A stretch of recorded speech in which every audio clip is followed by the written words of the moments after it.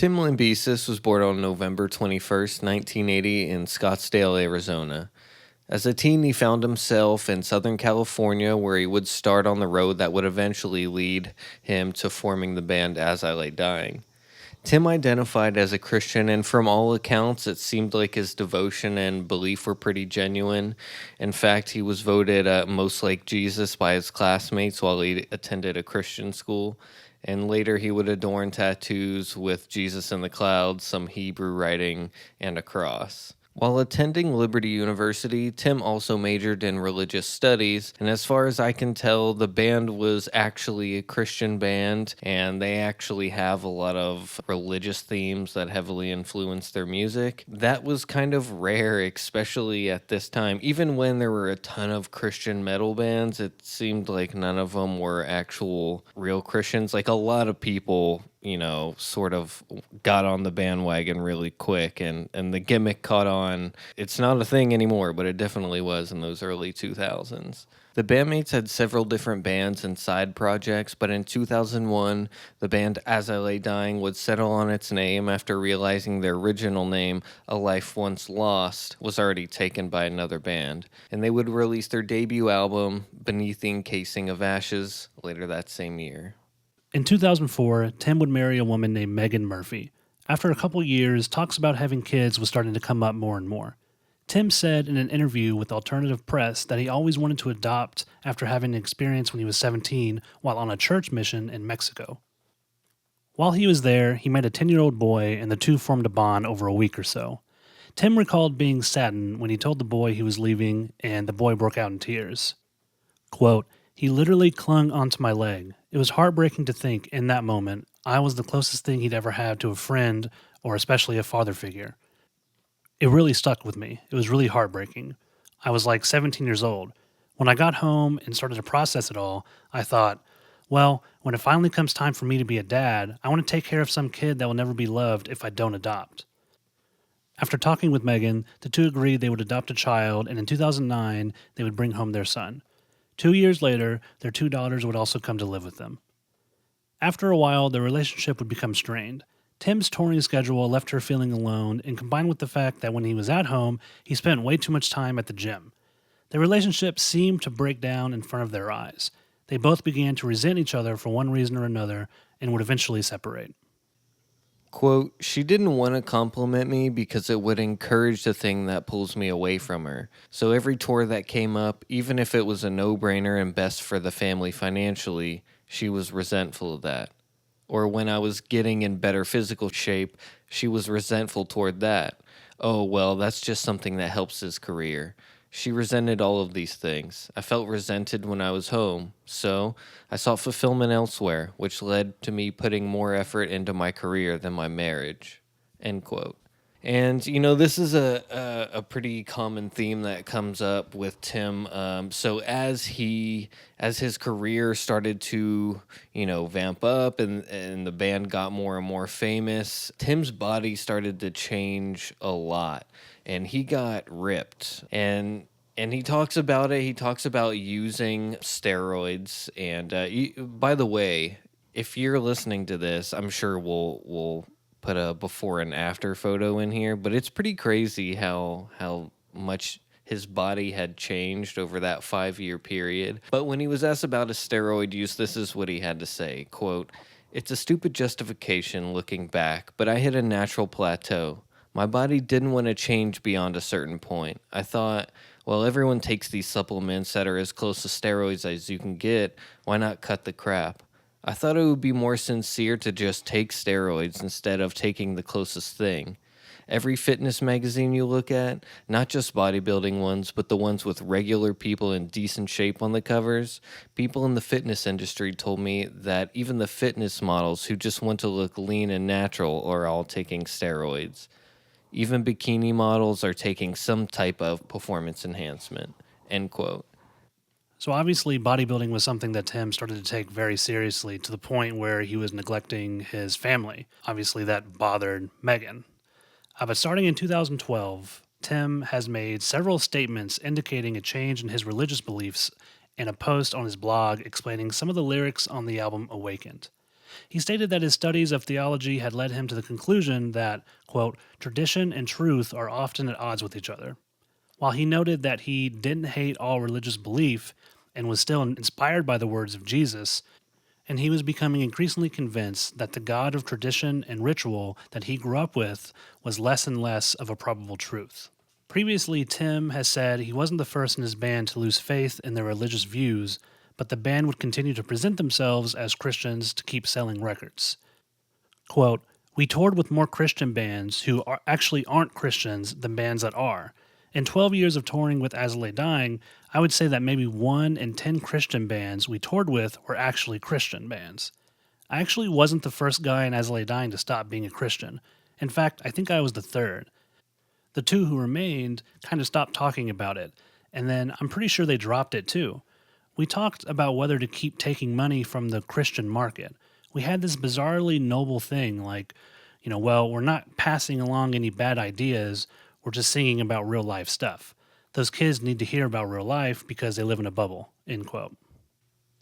Yeah, and when asked what he would do when kids asked to pray with him at shows, he replied, quote, I remember one Christian festival where an interviewer wanted one of the guys to share his testimony, and I just froze up and let one of the other guys who was still a Christian at the time answer the question.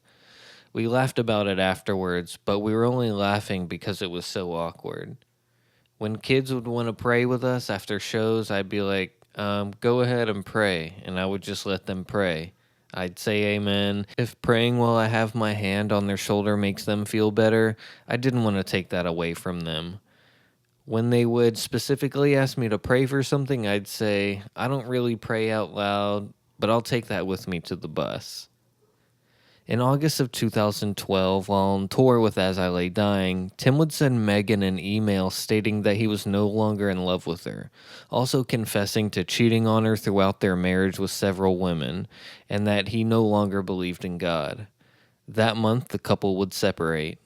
Megan filed divorce papers on the following month, stating Tim was obsessed with bodybuilding, spending, quote, endless hours at the gym, and was wasting thousands of dollars on tattoos. She also alleged that he had become dangerously distracted with their children, including falling asleep while they played in the pool, and he had taken at least 2 last-minute trips to Florida to see an extramarital girlfriend. On April 23rd of 2013, while Tim was at the gym, he asked someone if they knew anyone that could kill his wife. The day before at the gym, that same person struck up a conversation with another patron when the subject of Tim came up. This person remarked that Tim seemed to be doing really well for himself on tour, but would be better if his wife was killed. Obviously, most normal people would think this was strange.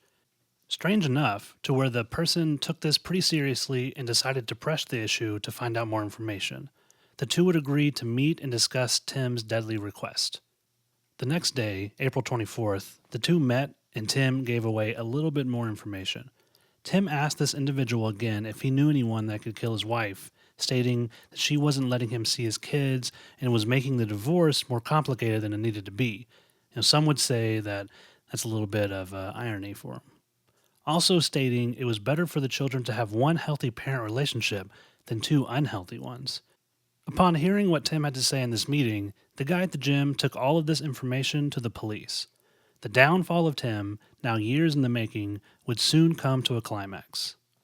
On May 7, 2013, Tim met up with an undercover agent posing as a hitman under the codename Red. I can't help but think also of that 70s show. Like, in my mind, that's who the hitman is. He shows up, he's like, dumbass! So the whole time doing this research, I was kind of giggling to myself. My foot in your ass. Exactly. But so during this meeting, Tim told Red, quote, he wanted his wife gone and to never, ever see her again, end quote. When asked if he wanted his wife dead, he replied, quote, yes, that's exactly what I want, end quote. Also, including that he wanted her killed while Tim was out with his children so he would have an alibi. Tim gave Red an envelope with $1,000 cash for expenses, pictures of Megan, her address and gate codes to access the property, and a list of specific days it could be done. That was days that he had the kids, basically. They agreed on a total price of $20,000. Unaware to Tim, their whole conversation had been recorded, and the police now had what they needed to make a move. On May 7th, 2013, Tim was arrested while shopping at a store in Oceanside, California for solicitation of murder. On May 9th, Tim's lawyer would make a plea of not guilty to his felony charge, stating, quote, his thought processes were devastatingly affected by his steroid use, end quote. His bandmates and record label would also be in attendance. Tim's bail will be set at $3 million, but would eventually get lowered down to $2 million. On May 30th, Tim would be released on bail and forced to wear a GPS ankle monitor and placed under heavy travel restrictions. He wasn't allowed to contact his estranged wife or children during this time. He did, however, do an interview with the alternative press in which he asked to come out only after his sentencing as not to muddy the legal waters he was already in. After this interview, he was heavily criticized by his bandmates for what they saw as not taking responsibility for his actions. And what I mean by this is, like, he was asked about Megan, and he said some of the stuff she had said was just straight up false in order to get the kids and make him look as bad as possible. And that kind of is the legal process. You know, you want to make your legal opponent look as bad as possible. So, and I think one of the things he pointed out was like that he never actually spent money on his tattoos, because like all these rock stars get free tattoos all the time because, you know, if you're doing work on famous people, that's good for the tattoo artist. I'm sure it's still a lie. I'm sure he did spend a lot of money on tattoos. I'm yeah. sure he did. I'm sure he got a lot of free tattoos too. But yeah, I mean, the dude's covered. On February 25th, 2014, Tim would make a plea deal and change his plea to guilty, earning a 6-year sentence. In 2016, after 2 years in prison, Tim filed a lawsuit against 2 Southern California detention centers for gross negligence in denying his request for anastrozole, a drug which had been prescribed to him to fight the side effects of the withdrawal from steroids. The lawsuit alleges that as a result of the failure to provide him with the drug, Tim developed breast and underwent severe emotional distress. His request for punitive damages of $35 million was dismissed in September of 2016, but his claims of medical negligence have yet to be tried. As for the other members of the band, they would do the only thing they knew how to do: continue to play music. While Tim was in prison, the rest of the group would continue to play and write music under a new band, Woven War.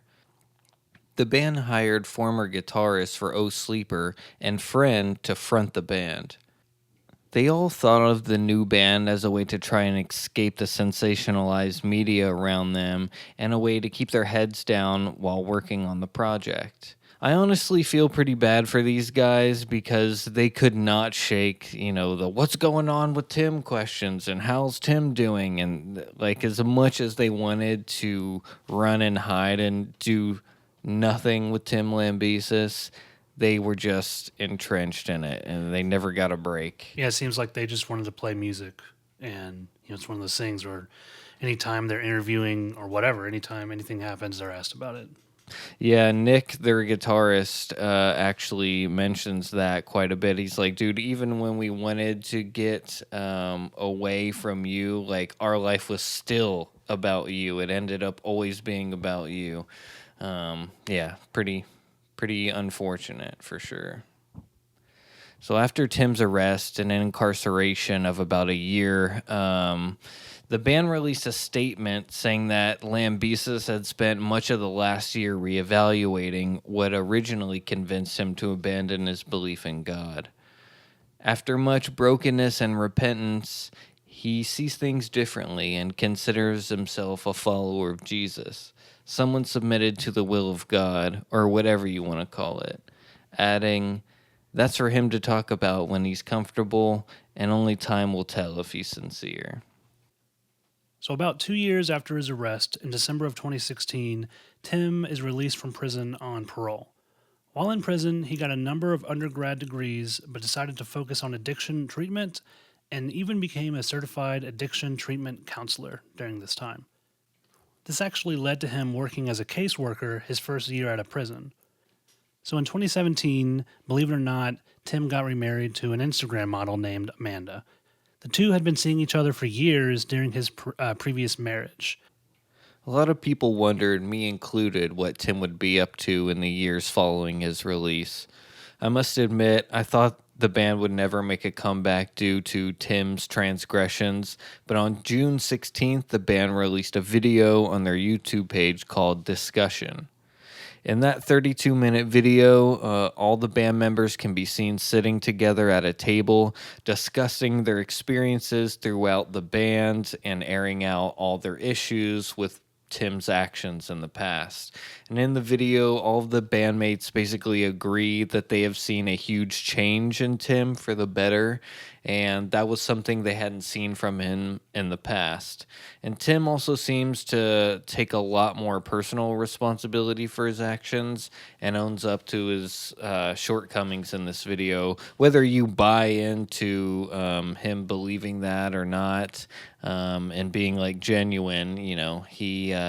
They at least attempted to save face a little bit. Yeah, so in the months prior to the YouTube video, Tim had begun reaching out to his former band members, trying to amend their relationship in any way possible. It seemed that all of them had different journeys, and some were more willing to talk to Tim after being released from prison than others, but eventually he was able to, at the very least, have conversations with them all. And this led to the band actually releasing an album titled Shaped by Fire in 2019. So after all of this, they take him back and they release a new album, and that's nuts to me. I mean, it's, I don't know. I mean, yeah. It's crazy that they, I think, were like totally cool with it. I mean, obviously they weren't totally cool with it. It took time and it took discussions. But like you said earlier, I feel like they must have seen a pretty big change in how he was as a person in order for that to happen. Yeah, and it says a lot about his bandmates too to like take him back, because like even considering, like I think most people, man, if you were to put Tim in any other situation, like if Tim was a CEO of a plumbing company and he hired a hitman to kill his wife and was convicted, you just you don't get to come back, I think, like after that, you know what I mean? But a lot of like musicians and artists kind of in general, they're all wacky. So it's like a good, he didn't lose his job, you know what I mean? He still has the band going.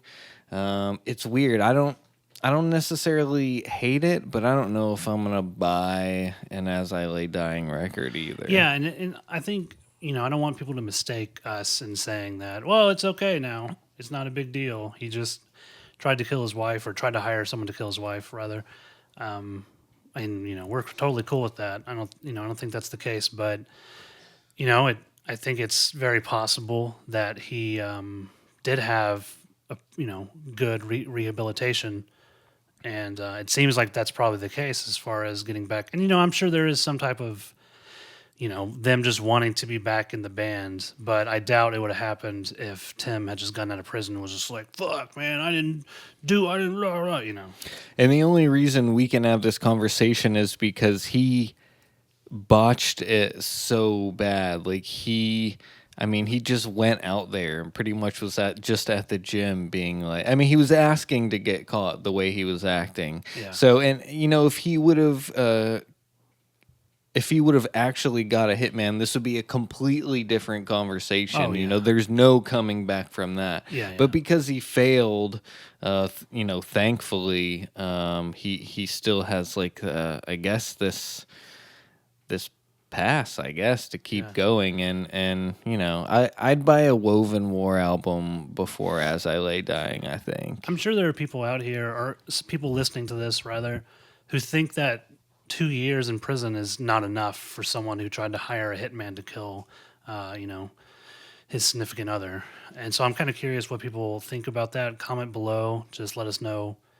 Let us know what you think about the entire case, but also what do you think about his time in prison? He was in there for 2 years for trying to have his wife murdered. Right. People are Maybe it's enough. I don't know. people are in jail a lot longer for a lot less. Yeah, man. Joe Exotic. No, he had a lot of charges. Free our boy Joe. All right, everyone. I hope you enjoyed this. Sort of a shorter episode, but we appreciate you listening. Hope you guys enjoy. We're almost at 50K subs. Woot woot. Thank you all. You have a good night. Later.